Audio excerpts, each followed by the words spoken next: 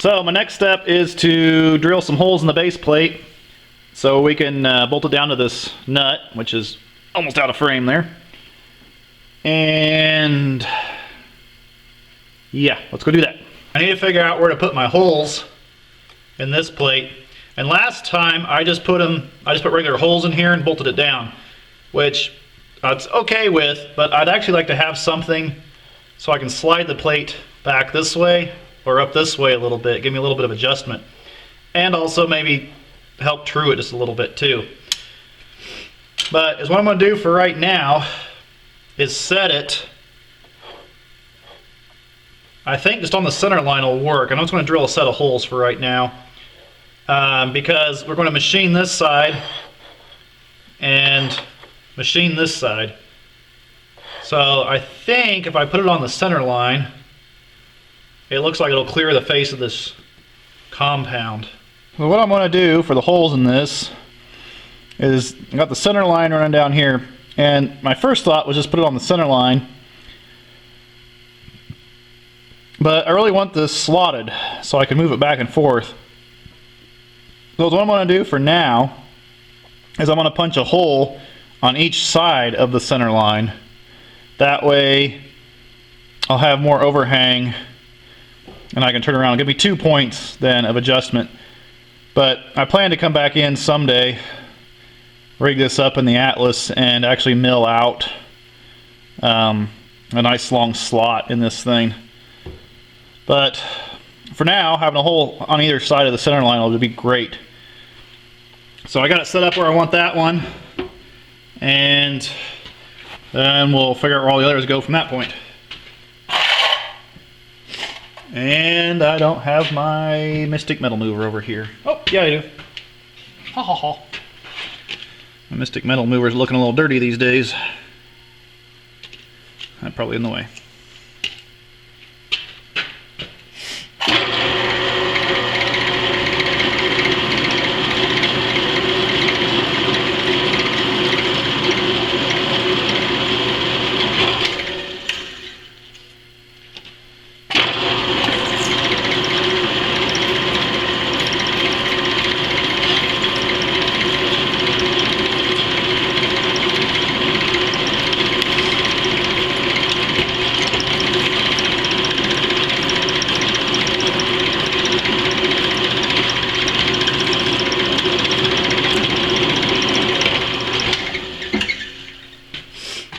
Alright, now what I'm going to do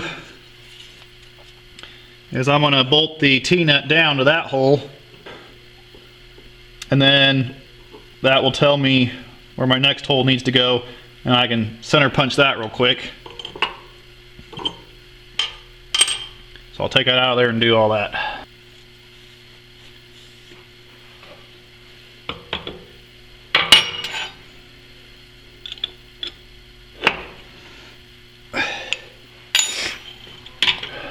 That was gratuitous.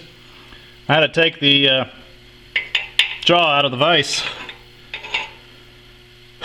to get this plate in there, and it's the exact right width I need. So it made a great parallel to figure out if this nut was square. So now I'll center punch that. And I guess I should say transfer punch that. Dummy.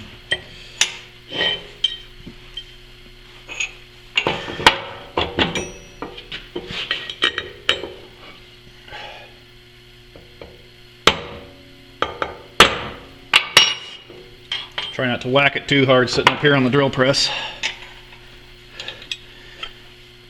It should be on, right?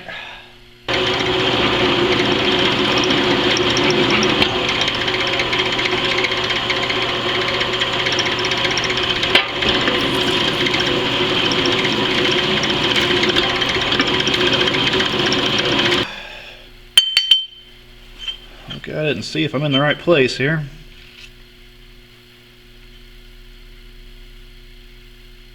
Sure looks good. So, got those two done, so turn around this way, and we'll figure out where these two need to go. So same thing, there and there. Well, I tested both holes in the nut, and they're perfect. Yay! So now we will put this T-nut, I hope you can hear me over the jingling of the metal. So now we'll put the T-nut in here. And we'll bolt that down there. That gives me plenty of overhang. And I can turn around, bolt it down there with plenty of overhang. Then I'll machine the surface off. That way we have a good true edge in case we ever need to run an indicator along there. It is Big Bang Theory night, so I gotta quit for the evening. But we got a lot done this evening. Yeah, it looks pretty good. Let's move forward and cut.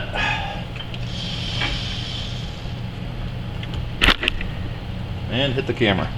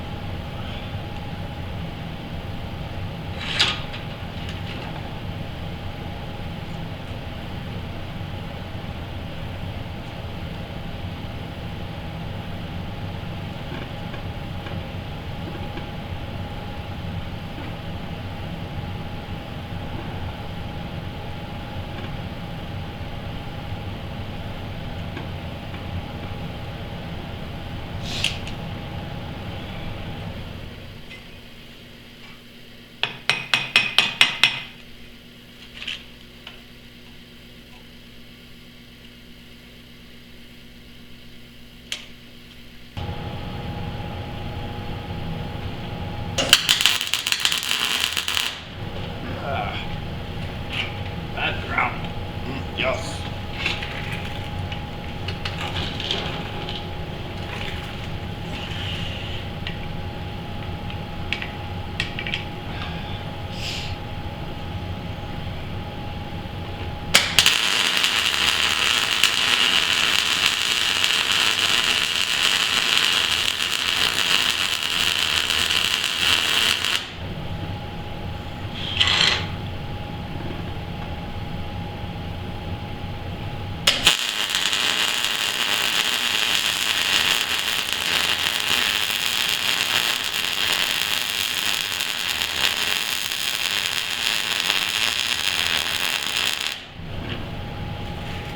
I've indicated this side. I can't go with the full width of the piece because my arm isn't long enough for my indicator, but from almost center, I'm not quite to the line on the 6. And when I come over here to the end, I'm still not quite to the line on the 6. In half the run, I can't even tell that the needle moves. So I'm happy with that. And the reason I'm indicating on the back side is I want the front side to be exactly parallel with it when we face this off.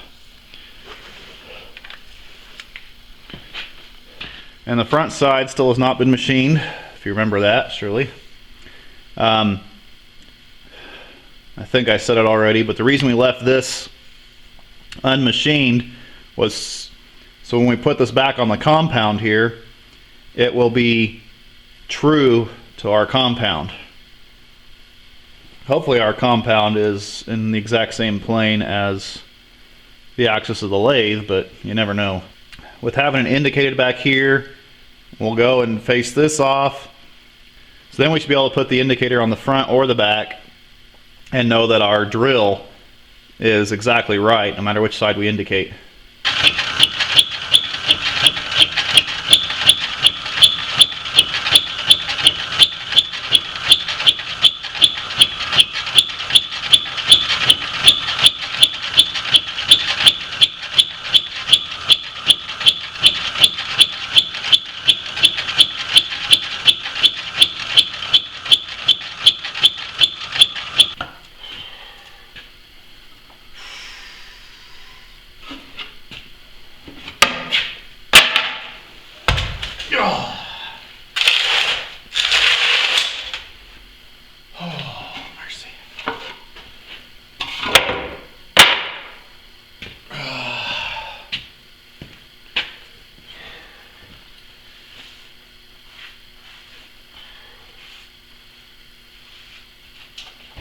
I literally just spent a half hour trying to get that stupid chuck broke loose.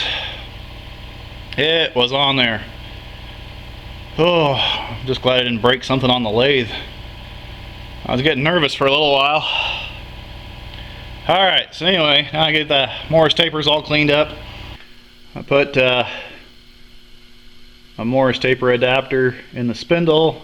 I put another one to drop clear down to Morris 3 to get my drill chuck in there. And I got a center drill in there, and I came over from the edge of the fixture 1.08 of an inch. So we'll center drill it and then we'll just start stepping up in drill size. And I'll whack the camera.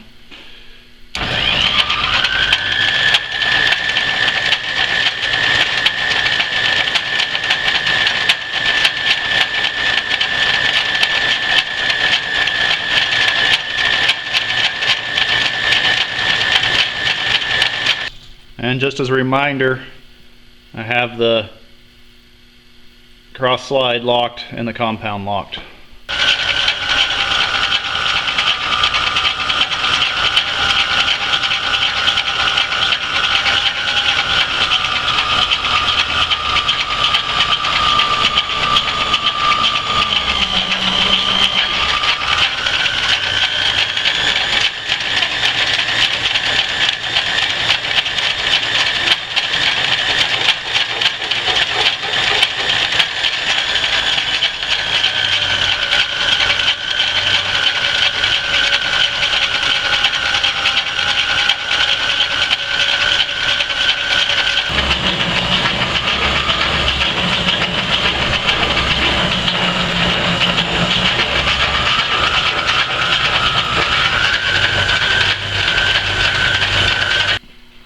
Now we're going to step up to the 1.5 bit.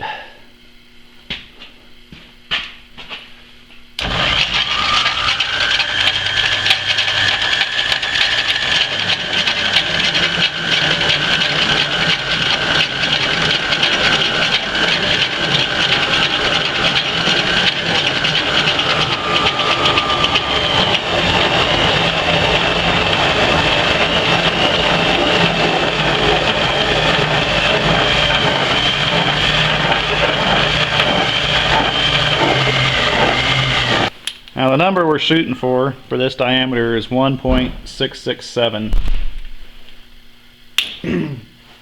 So we're at 1.5 inches now in here. And to go up to that, I'm going to use a boring bar. This one's got an extension on it.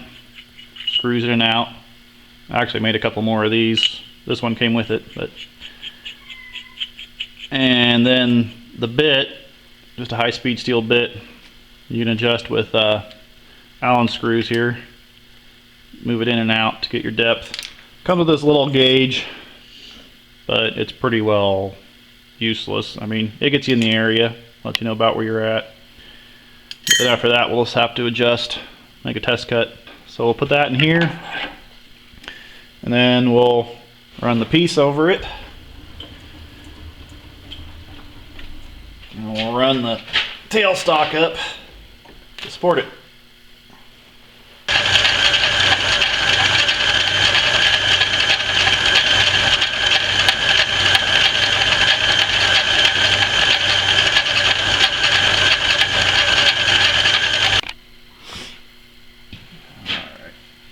So I need to come out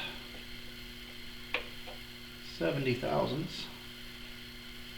We're at 1194. Plus 70 is 1, 2, 6. 1, 2, 6. Yeah, 5, 4. 1, 2, 6, 4.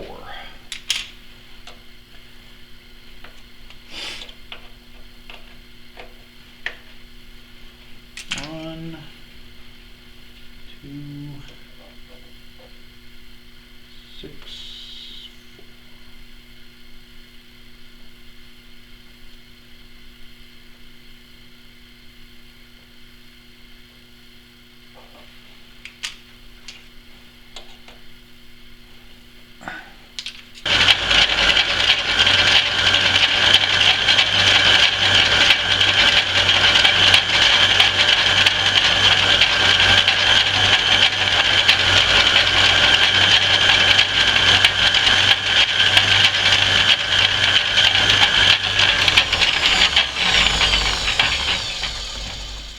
Compound seems to be walking back and forth.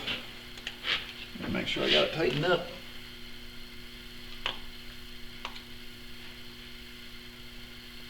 They were a little loose.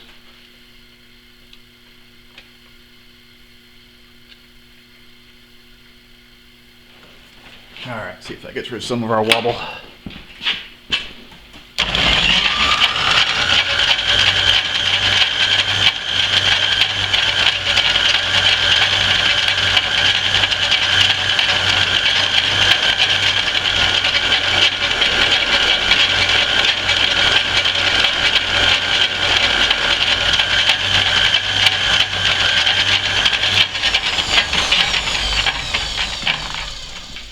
Alright, see if I can get a measurement on that.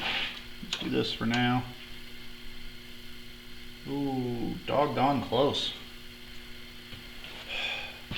Measures exactly that way, so I better pull it out of there and get a real measurement on it. I don't want to go over. Nope.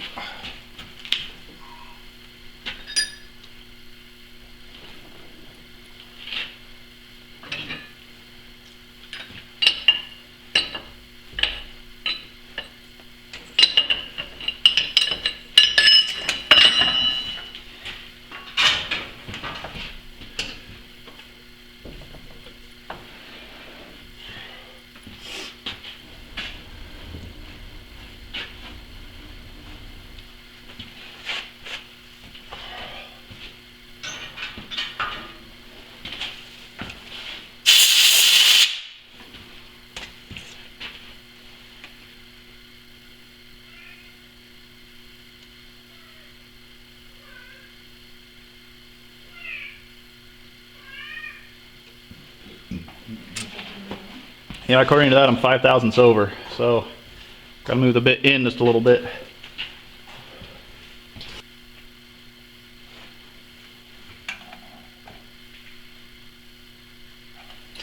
Close. Might be a little bit small.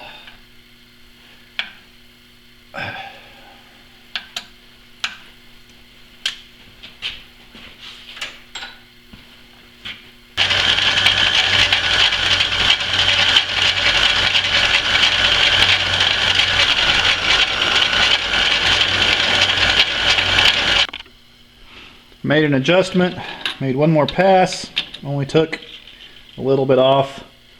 You know, just got some small shavings, wasn't much at all. And I am that close to having it fit, so I'm gonna try taking a spring cut and seeing if that'll get us.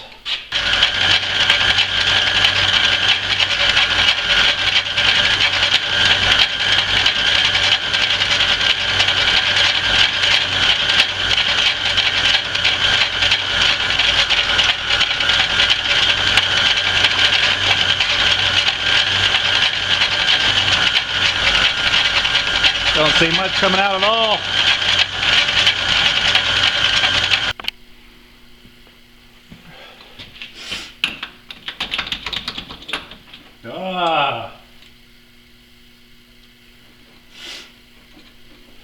That is perfect. I'm actually going to put the indicator back on it, make sure it's still square, and then we'll do the other side. Do I have oil on my camera lens? Looks like there's oil on it. I swear right up in here I see glare.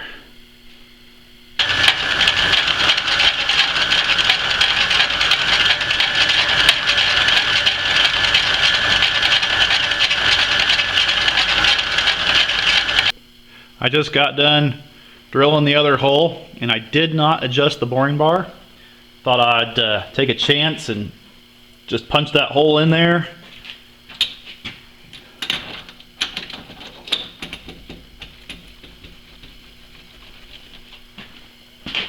And it is amazingly tight. It was perfect. So how awesome was that? I just went down to the house to transfer my memory card over to the computer and decided to review some of my footage. And I realized I never did show you close up of what I did for the welding. So basically I just put one tack back here. I should have marked the center. I don't know why I got it so far off to the side, but anyway, one big tack. Make welder set really hot, try to melt it in back there. Weld these ends,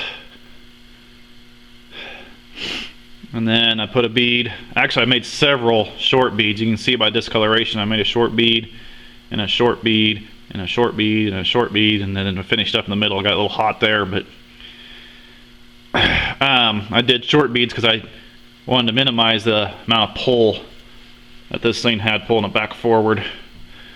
So anyway, that's why you leave this plate hanging over the front, just so you can fill that in with weld. You basically make your own bevel that way. And then I just put like the tack back here just to kind of help stabilize it. Almost done, so close. All we got left to do is drill and tap 2 holes for these. Now when I laid out where this hole would go, I brought the line all the way up to the top here. I don't know if you can still see that or not. Try to get that in the... Yeah, does that show up? Right there. That's still the center line of this hole. And the reason I brought it clear up at the top of the metal instead of just marking down here in the middle is now it's really easy to just take the square and lose it in the light. There, that's the line. And just make me another line there. Find the center of that.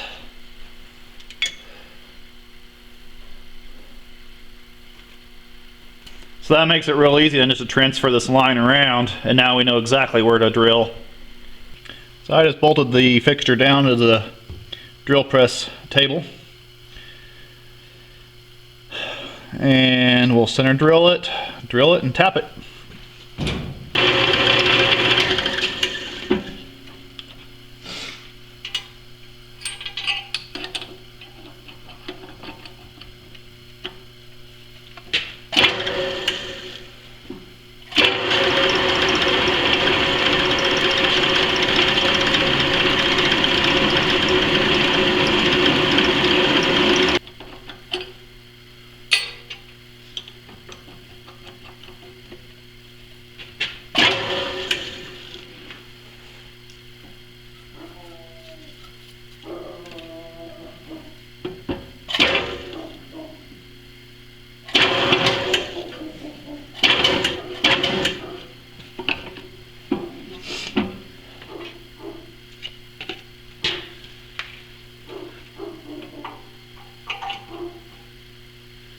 I believe my dog is being barky. What do you got out there, Dakota?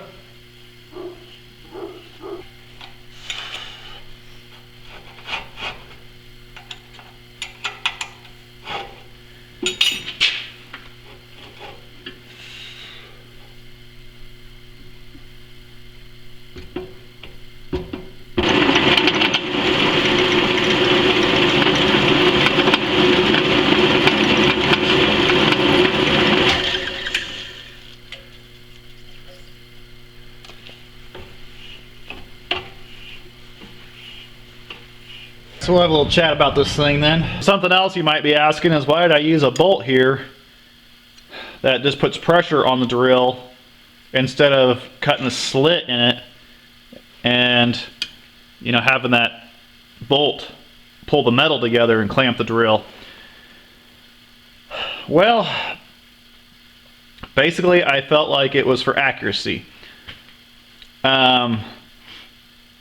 Since this is kind of thin through here, I felt like if I had a slit in it and that compressed, then this front edge would not always be accurate this way for running an indicator on. Since it's one solid piece, this way I know this indicator reading is always the same. I don't have to worry about the flex of this piece, or, you know, going up and down this way, or, you know, if it's disconnected, it could actually go in and out this way. So I chose this for accuracy. So let's mount it up here on your compound. Stick it on there. Now you can use it this way. So where your drill is out here. I use this direction a lot when I have something in the chuck.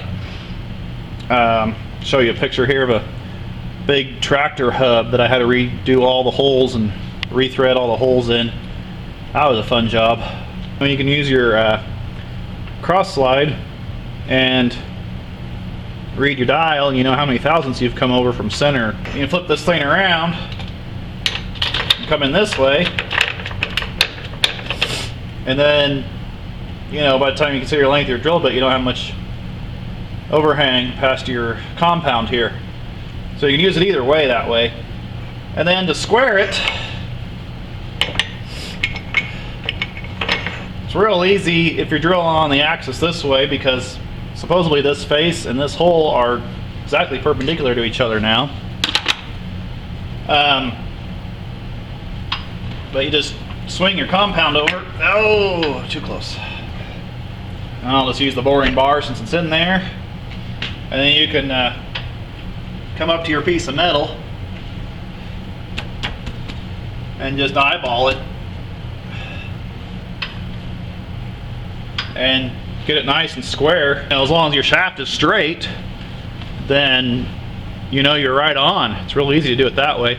Of course, you can run an indicator across there, and you know, it's the same way this way. You can either put the drill in here, or depending on what you're working on, you know, turn it around this way and put your drill through this way. See, I mean, you can see it's to the end of the plate basically, so that gets you back on everything. But this is what I use it for a lot, is, you know, like this hole through this boring bar right here. Just bring your lathe around and you're lined up. You know, you could punch that hole right through there. It's awesome. This little drill does take a lot of air though, and it seems to be pretty accurate. I've been really impressed. There's a little bit of play in the chuck, but it's not bad. Take your time when you start with the center drill, and it seems to be really, really close every time. Been really happy with it. And I'll explain a little bit about how I use this as a rotary table. This old lathe has been converted from the flat belt drive to a gear drive. I don't know, Grandpa said he got it that way. So that was done clear back in, well, Grandpa bought this lathe in 1935. It was used. He got it from a machine shop down in Wichita, Kansas. So anyway, it's been converted from the flat belt to a ring gear drive here. I don't like it because that's where all the noise comes from in the lathe. These pulleys just act like bells then, and just echoes. That's why it's so loud. There was a couple holes here in the housing, so I just put this angle iron on there, and then I ground down a piece of strap iron to fit the profile of the teeth.